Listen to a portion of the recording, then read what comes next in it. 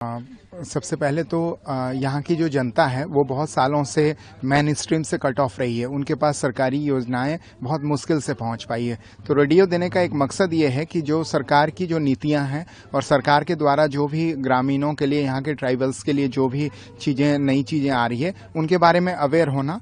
और दूसरा क्या है कि मेन स्ट्रीम से यहाँ पे चूँकि लाइट भी बहुत सालों से नहीं रही है, तो इनके पास जो है मीन्स ऑफ एंटरटेनमेंट के नाम पे कुछ भी चीज़ें नहीं थी। तो रेडियो देने का मतलब ये है कि ये लोग मेन स्ट्रीम से भी जुड़े रहें और आपस में 10 लोग बैठ करके एक साथ, जो गांव के लोग इधर उधर के कार्यों में व्यस्त रहते हैं, उन स्थानों पे रेडियो बजा करके विभिन्न तरह के रंगमंच के कार्यक्रम वगैरह सुन के सरकार की नीतियों को एक अपने समाचार के माध्यम से सुन करके ये सरकार की नीतियों से भी अवगत होते हैं और साथ में एक ग्रुप समूह बैठ करके मनोरंजन भी करते हैं।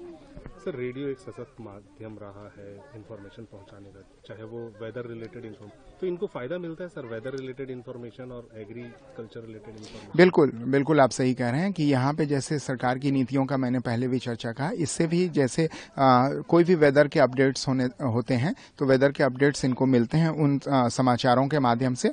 और इनके अलावा भी बहुत सारे ऐसी इन्फॉर्मेशन है जो कि इनके पास कानों कान नहीं पहुंच पाती है, तो रेडियो इनके लिए सशक्त माध्यम बना है। और सीआरपीएफ ने इन चीज़ों को बखूबी पहचाना है, इसलिए उनके लिए ये रेडियो जो चीज़ें अवेलेबल कराई गई है। और इसका असर भी बहुतायत दृष्टि में देखा गया है कि जब भी हम लोग कोई पेट्रोलिंग या किसी ड्यूटी के माध्यम से गांव में जाते हैं तो वहां देखा जाता है एक समूह के लोग बैठ करके उस रेडियो को बड़े चाव से सुनते हैं। तो इसका व्यापक पैमाने पे जो है गाँव के लोगों में असर दिखा है।